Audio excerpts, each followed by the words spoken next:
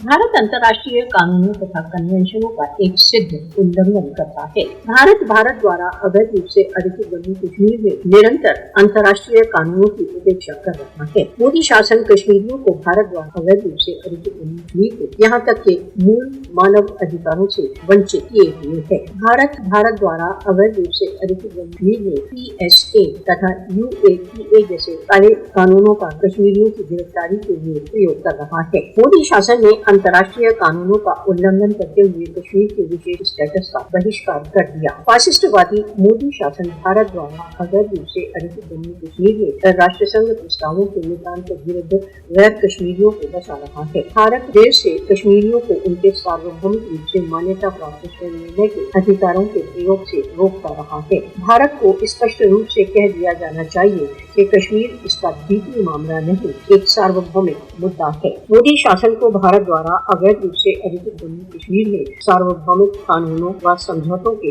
उल्लंघन के लिए दंडित किया जाना चाहिए। राष्ट्रसंघ अपने प्रस्तावों के अनुसार कश्मीर विवाद के समाधान में सहायता के लिए नैतिक रूप से कर्तव्यबद्ध है। विश्व शक्तियों को भारत द्वारा अवैध रूप से अधिकृत जम्मू कश्मीर की जनता की यातनाओं के प्रति विश्व शक्तियों को आंखें बंद करने से रोकना चाहिए।